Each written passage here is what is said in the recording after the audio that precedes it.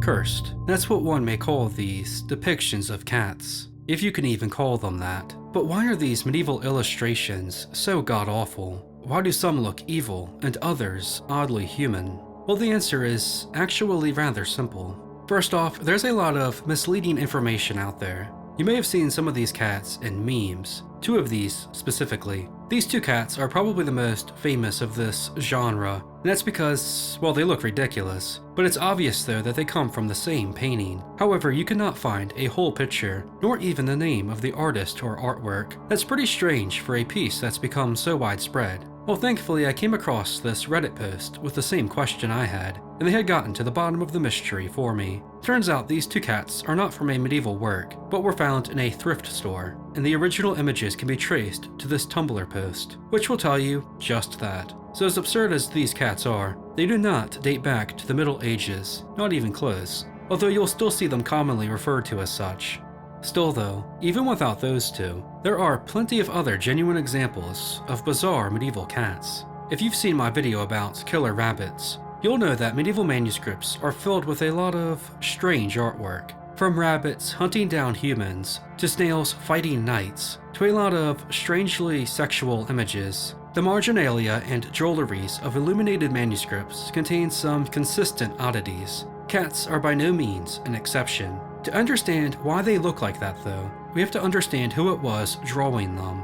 Monks or scribes were typically the ones writing and illuminating the margins of these European manuscripts, and the pages would be designed to accommodate this style of full-page decoration. The illuminations or illustrations would usually come after the text, and was mostly meant to reflect what had been written. Depending on the exact time period, the one writing could also be the one drawing, and they would spend months copying a book or manuscript. Obviously, this was a time-consuming endeavor. That meant they would be drawing quite a bit.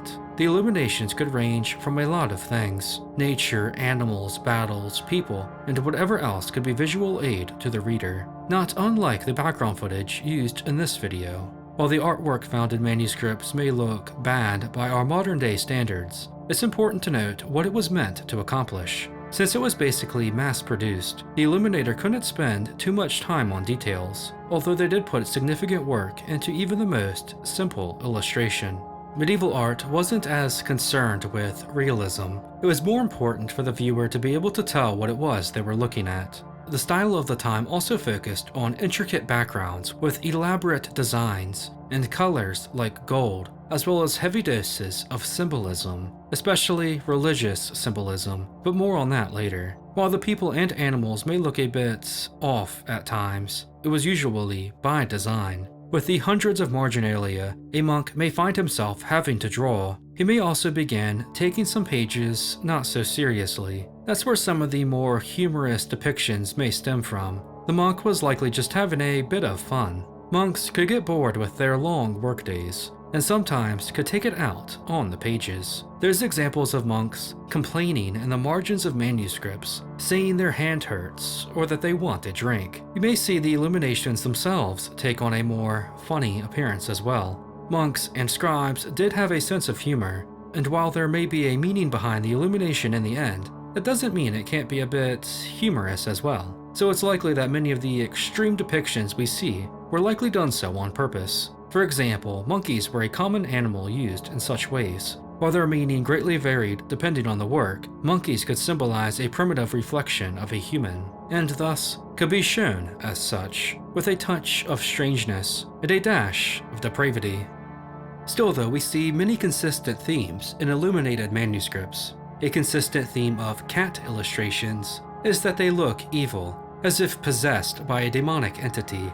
This isn't because the person drawing them had never seen a cat. It's because of the opposite. Medieval people knew very well that cats could be little bastards. And in one infamous example, a cat pissed all over the pages of a monk's open book. They were just as mischievous then as they are now, and in that regard, it's not surprising that they may be drawn in such an over-the-top, sinister way. However, that's not quite the end of it. The medieval view on cats was actually much darker than merely knowing them to be disobedient. Cats were associated with satanic activity. Witches were often linked to cats, especially black ones. The devil could even transform into a cat. In their minds, cats were not like dogs. They weren't loyal, able to be fully domesticated. Instead, they sort of operate on their own, loyal only to themselves. Cats were useful to medieval society because they caught mice. For this reason, they were commonplace, but even still, they were a lot of the time merely tolerated. While there were exceptions, they were not generally seen as pets, but instead as a necessary evil of sorts. The cat was just as wild as the mouse was, but it at least kept the latter at bay. This independent personality led to them being seen as a symbol of heresy. While a good Christian may own a nice, loyal dog, a heretic may have a godless cat that cares for no one. While your average cat likely went about its life experiencing nothing more than minor disdain from humans, things could also be rather drastic. That's where cat burning comes into play, and they were just as barbaric as they sound. Sackfuls or cages of cats would be suspended by rope and held over a bonfire to be roasted alive like a witch burned at the stake. The morbid scene could operate like a festival or religious ceremony where people would dance around, laugh, and collect the ashes for good luck. Cats were like a living effigy of heresy, so it's clear cats weren't the most beloved animal of the Middle Ages, and that's likely why they were often drawn as vicious, menacing creatures. Still, for every odd depiction of a medieval cat, there are just as many that don't look so off. They just aren't the ones remembered. Just like killer rabbits and warrior snails, evil cats were just another trend in illuminated manuscripts. Some were likely intentionally over the top, while others may have had a strong hatred for cats. If there's one thing that's clear though, it's that cats have always been meme-worthy. Thanks for watching.